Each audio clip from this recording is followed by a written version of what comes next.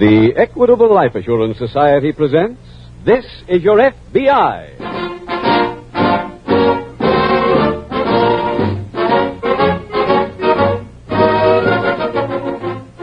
This is Your F.B.I., the official broadcast from the files of the Federal Bureau of Investigation.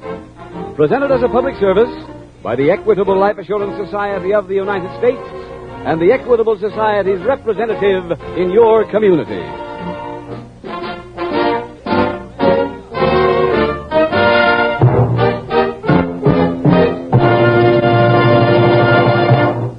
Now, for a moment, we're going to hear from a representative of our sponsor, the Equitable Life Assurance Society of the United States. Last week, I saw my daughter off to our state university. She's going on an equitable education fund I started the year she was born. And on the same train were 5 other youngsters of her age leaving for college, thanks to the equitable education funds I planned for their dads. Do you wonder I'm proud to be a representative of the Equitable Life Assurance Society? In approximately 14 minutes, I'll be back to give the whole story of the Equitable Education Fund, an important contribution to American education made by the Equitable Life Assurance Society of the United States.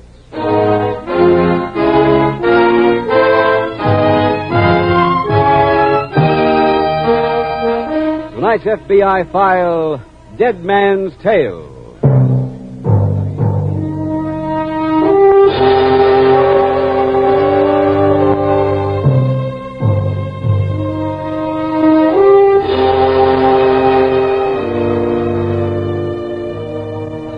This morning, a graduation ceremony was held in Washington, D.C. A graduation ceremony at the F.B.I. National Academy, a school operated by the Federal Bureau of Investigation for the dissemination of knowledge to members of local police organizations throughout the country. If it seems strange to you that these local police officers, the men who form your first line of defense against crime, are going to school to learn the latest methods of waging that war, then you are guilty of old-fashioned thinking.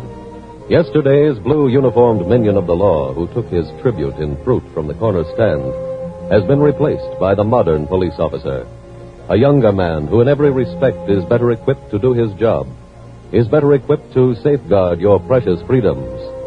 Each day, as more of these well-trained young men take their places as members of your local police, law enforcement becomes even more established as a recognized and honorable profession. This FBI Academy is a young school, 14 years old, but already its graduates are in every state in the Union. Soon we hope they will be in every city, for when that time comes, the war against crime will not automatically have been won, but a tremendous stride will have been taken in the right direction, in the direction of victory for the people over the common enemy, the American criminal.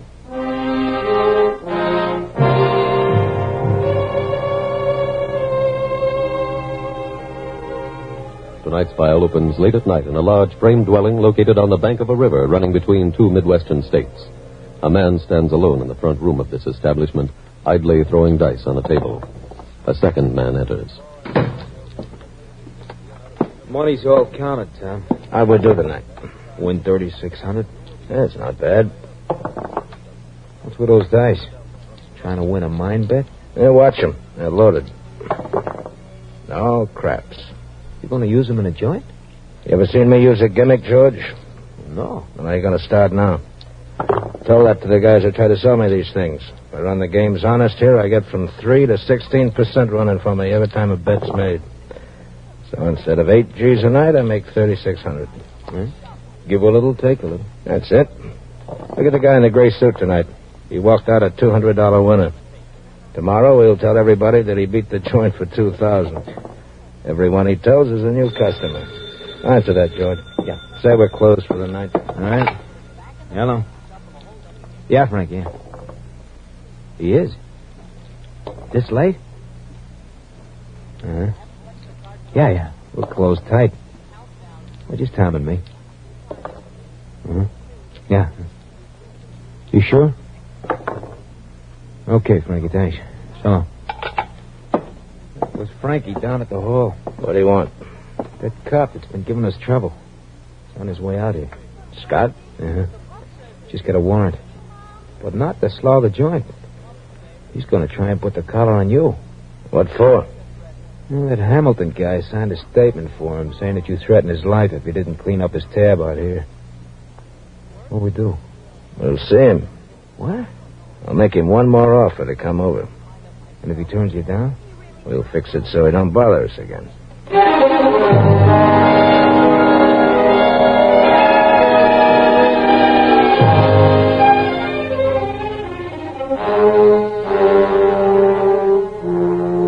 A few days later, at local police headquarters, FBI Special Agent Jim Taylor is greeting an old friend.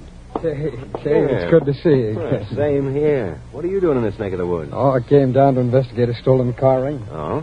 Oh, you're not working on the case, eh? No, I'm still on traffic control. Oh. Hey, is Carl Scott around? No, Jim. I heard he got an appointment at the academy. I wanted to congratulate him. He won't be using it. Oh, what do you mean? Carl's dead, Jim. He's what? Come on in the locker room. I'll tell you the whole story. Oh, okay. Go ahead, Jim. Thanks.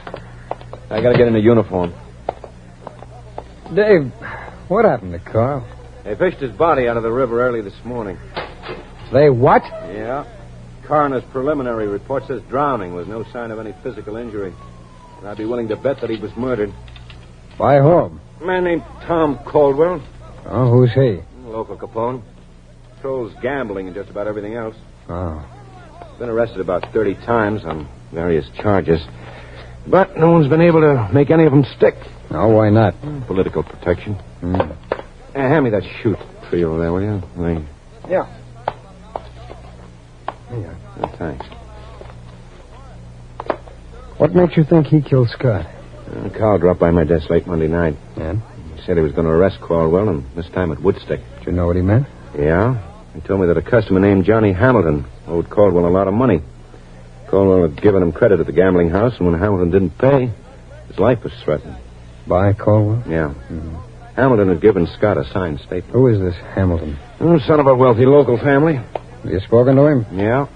He denies that he ever gave any statement to Carl Scott or that he owes Caldwell any money. Sounds like Caldwell got to him first. Probably.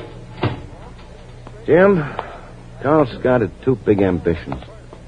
One was to go to the F.B.I. Academy, and the other was to put Caldwell out of business. I've asked to be transferred from traffic control so I can work on the Caldwell file. I think the chief will approve.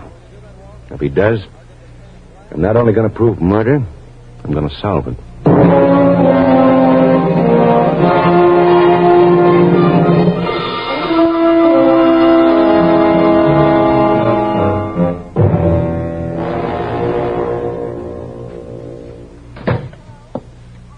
Tom? Yeah. You seen the paper? No. What's in it?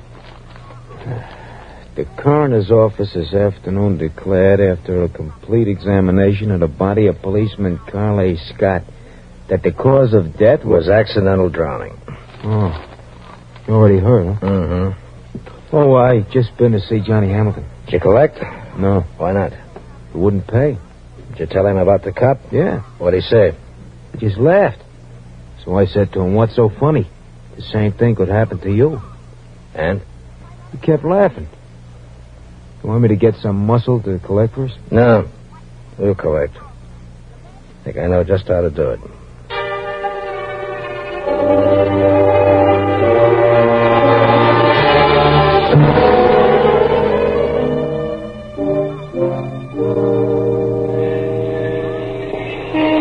Dave!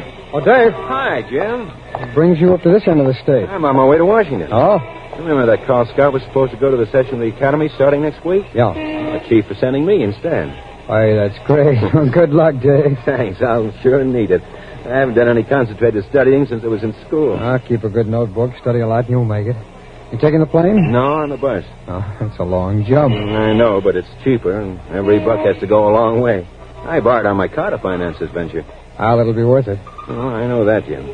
The only regret I have is stopping on that Caldwell file. There'll be plenty of time for Caldwell when you get back, if we don't catch up to him first. Are you working on him, too? Well, I don't know, Dave. We got a complaint from the chief of police across the river from you about some slot machines being in candy stores next to schoolhouses. That sounds like Caldwell, all right. Well, that's what this chief of police thought.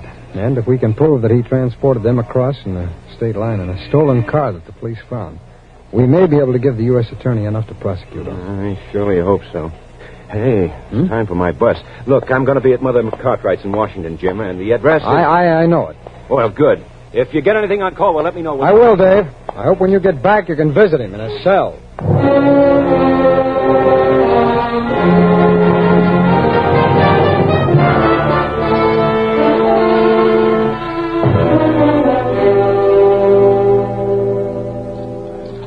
Nine is the point. Get your bets down. You can't accumulate unless you speculate. Here he comes. Tom. Yeah, George. Oh, look. Johnny Hamilton just walked in the joint. Is he gambling? No. What'd he come for? See you. He's waiting outside now. Bring him in. All right. 5 and 2, it's a 7. Hey, Mr. Hamilton. Hey, the devil take the Come on in. You coming out. Are you down? How are you, Mr. Caldwell? Okay. You're doing good business tonight. We'll break even. Want me to stick around, Tim? Hey, might as well. You come to pay up, Hamilton? No. Look, if you want to settle for less than you're on the rim I for... don't want to settle. What are you bothering him for? He's a busy man. I'll handle it, George. Why'd you come here? I came to collect $5,000. Why? You owe us 5. I know. I want you to call that square and give me a bonus. Are you daffy? No. I figure it's worth $5,000 to you to avoid being tried on the charge of murder.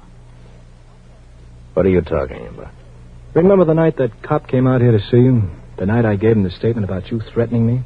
Uh-huh. I drove out here with him. I was at the window when you killed him. I see. That's worth $5,000 to you and your friend here, isn't it? Well, it's worth something. Like what? Like this. Thanks, George. That pays him off.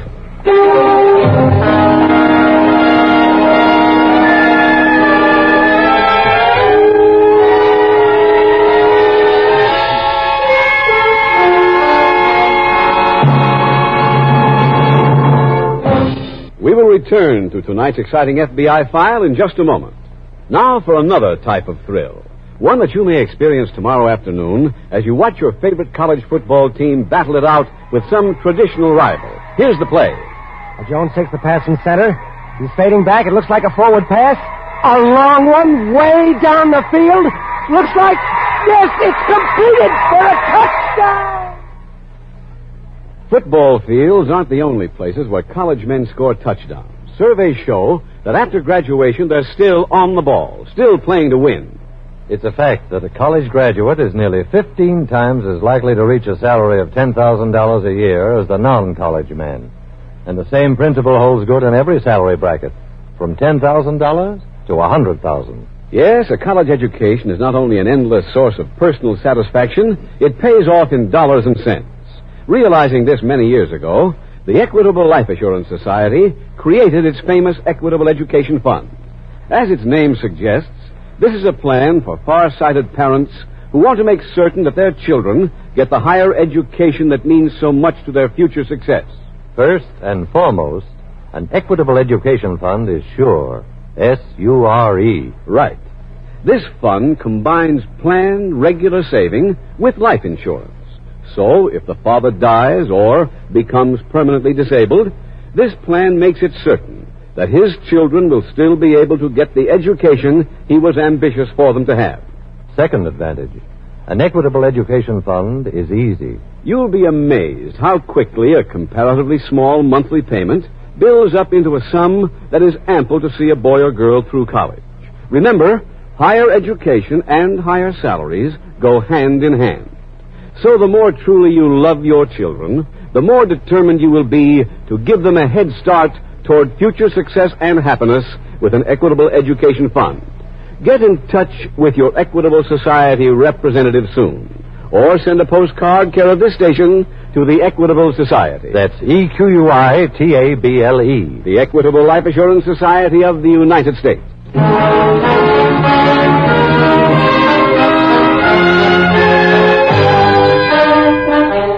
And now back to the FBI file, Dead Man's Tale.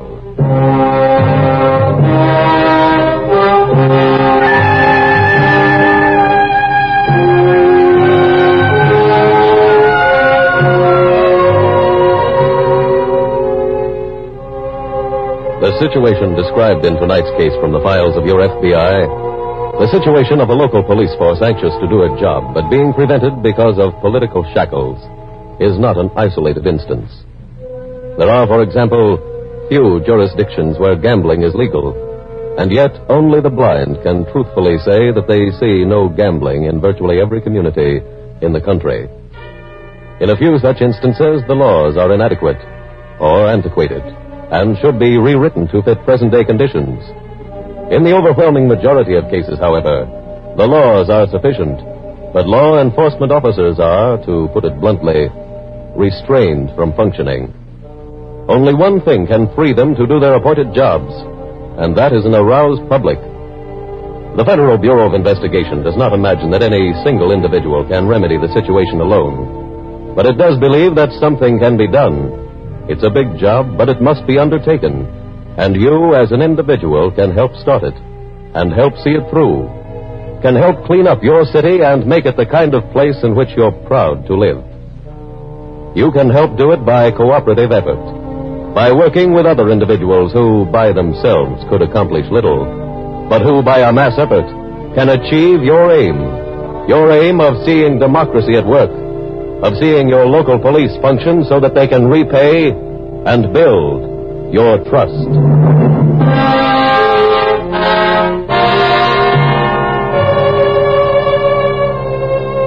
Tonight's file continues at the FBI Academy at Quantico, Virginia. Policeman Dave Mitchell and his class are just finishing at the pistol range when Special Agent Jim Taylor approaches. High shooting, Dave. Hey, Jim, what are you doing here? I'm in service. Once every 18 months, every special agent comes back to Washington for a refresher course. The same things I'm studying at the academy? That's right. We learn what new scientific advances have been made by the lab. We exchange ideas with agents from other offices, and we get a series of lectures. I see. Well, say, did you get anything on your investigation of Caldwell? No, Dave. No one was willing to testify against him. And so far as you're concerned, Caldwell is untouchable. No, I wouldn't say that. We haven't given up entirely yet. Dave, didn't you tell me that a man named John Hamilton was Carl Scott's informant? Well, that's what Carl told me the night he was killed. Why? Well, Hamilton's disappeared. How do you know? Well, his parents reported his disappearance over 2 months ago. They were hysterical. They wanted immediate action. Yeah? Well, since we felt it might give us the key to a federal violation, we went to work on the case. We traced Hamilton's movements on the night of his disappearance. It led to Tom Caldwell's. Did you arrest Caldwell? No, just about that time, Hamilton's parents withdrew their support and asked that everything be called off. But why? I don't know, Dave. He didn't turn up. They said they were satisfied that he'd just run away. He'd come back when he was ready. Well, that'll be something else for me to work on. Yeah. Well, when do you graduate, Dave? This week. And then I'm going home. I'm going to keep working till Tom Caldwell goes to the chair for Carl's murder.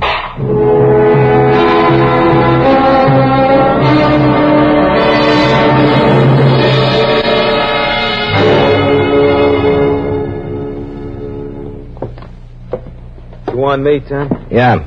Go down to the hall and see Frankie. Okay. Find out if he knows anything about a guy named Dave Mitchell. Who's he? He's a cop. He was just here. I think he'd like to make some trouble for us. Why? Yeah, that other cop was his pal. Oh. I think he suspects we killed him. Yeah, but he can't prove nothing. Might be able to prove something on Hamilton. Why? He's in the river, ain't he?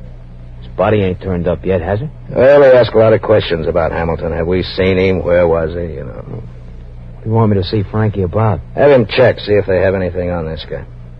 If they have? We'll get him bounced off the force. Well, what if he's clean? Then we'll bounce him ourselves into the river.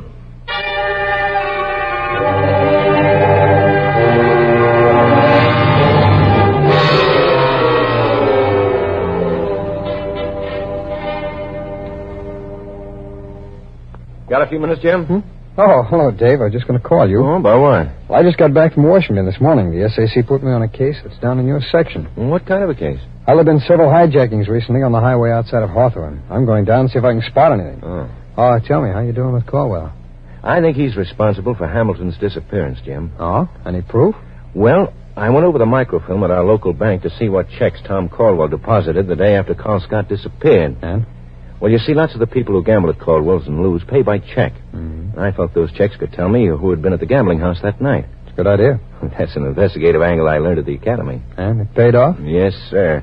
I interviewed the writers of every check, and finally I came up with one who was stalled in the parking lot after the place closed. Hmm? He saw a policeman knock on the door, and someone let him in. Well, that would be Scott. Yes. And also he saw a man that night who answers the description of Hamilton. Now, where? Driving the car that brought Scott out to Caldwell's. He says the man stayed in the car and waited. It was exactly 3 o'clock. The coroner's report says that Scott drowned at 3:15. Well, that's a real solid factor, Dave. Yeah. Oh, this is what I came up for. Jim, will you send this sheet of paper to your lab and see if they can read it? Sure. What is it? It was found on Carl Scott's body. It didn't mean anything to any of us on the force then, but the knowledge I gained in document examination at the academy made me take it to an X-ray lab in Hawthorne. And? They put it under black light. Fluorescence showed up all over it. Huh? The water had washed away most of the ink, but the pigment remained. Enough to read any of it? No, but I'm hoping they'll be able to read it by using infrared photography at the lab. Okay, Dave. I'll airmail it right away. Thanks, Jim. And as soon as I get it off, we can leave and go back to Hawthorne together.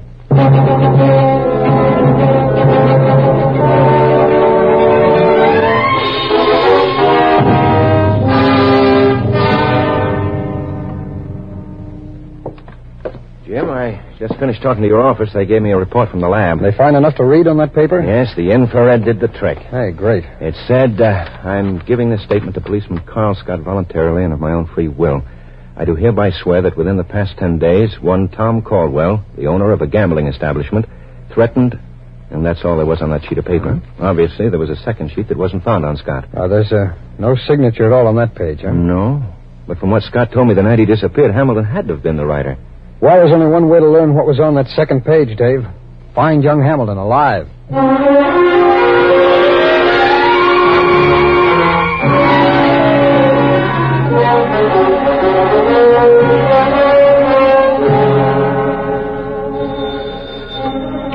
Hello. Hello, Jim. I set up surveillance on Hamilton's father. Any luck, Dave? Yeah. He went to Western Union. I followed, watched him through the window. I saw him take a pad of money order blanks, write out an order, and give it to the clerk. Did you find out who he sent the money to? No, I couldn't, but I've got the pad. See you back at headquarters.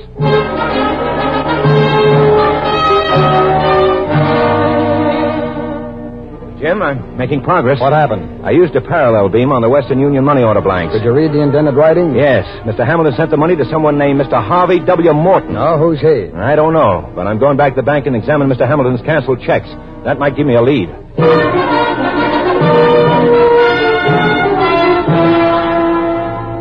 Have there been any calls for me, Jim? No, Dave. I was hoping I'd hear from the police at Fultonville. That's where the money order was sent. Did you go over Hamilton's checks? Yes. Several of them were cashed by this Harvey W. Morton. Excuse me. Hello. What's that? Fine. Yes, hold him. Well, looks like our luck is turning, Jim. Oh, why? That was the Fultonville police. They've located Harvey W. Morton, and they're holding him for us. And, Jim. Yeah? Morton is really John Hamilton.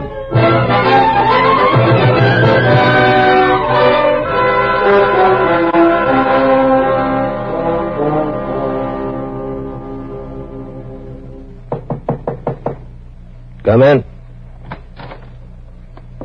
Hello, Mr. Caldwell.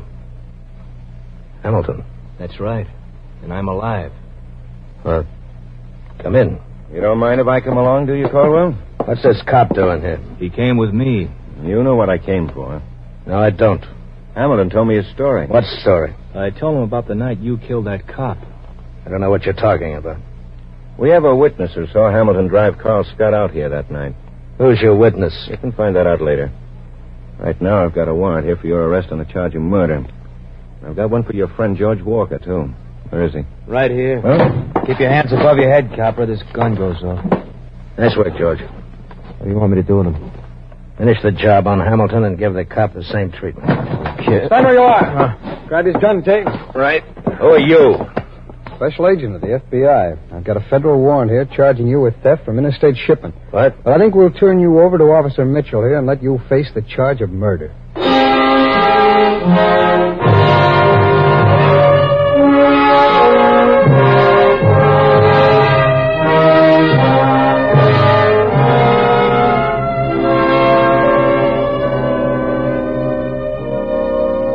All members of the Caldwell gang were turned over to state authorities, prosecuted for murder, convicted, and executed.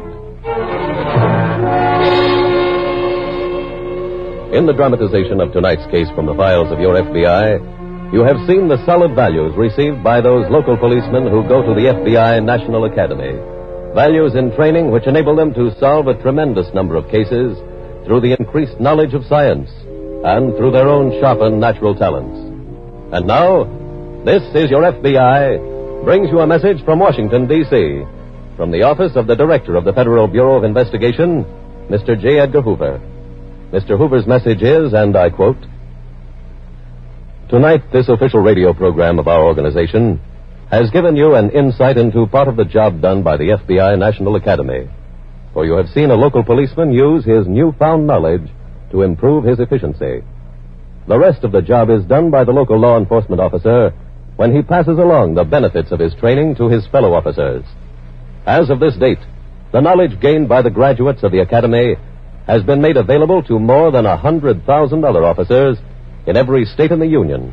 And as each succeeding class is graduated, that knowledge is spread even further.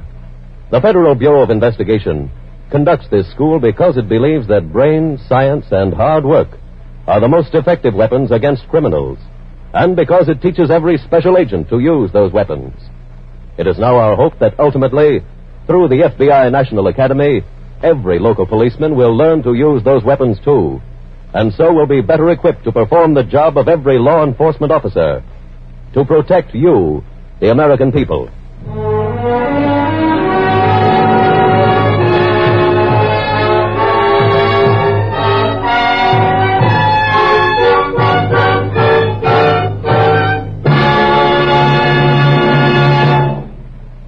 In just a moment, we will tell you about next week's exciting case from the files of your FBI. But first, let's hear briefly from an Equitable Society representative on the subject of an Equitable Education Fund. I'd like to leave this one thought with our audience, Mr. Keating. The sooner a father starts an Equitable Education Fund after his youngster's birth, the lower the monthly payment will be. So don't delay. The man whose words you have just heard speaks for 6,000 Equitable Society representatives from coast to coast, who are always ready to give you friendly help and counsel. If you do not know the name of the Equitable man in your community, send a postcard, care of this station, to the Equitable Life Assurance Society of the United States.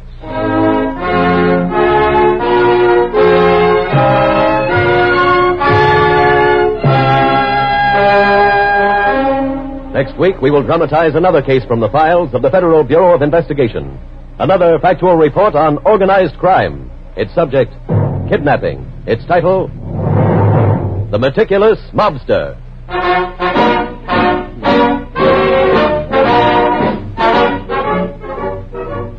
The incidents used in tonight's Equitable Life Assurance Society's broadcast are adapted from the files of the Federal Bureau of Investigation. However, all names used are fictitious, and any similarity thereof to the names of persons living or dead is accidental.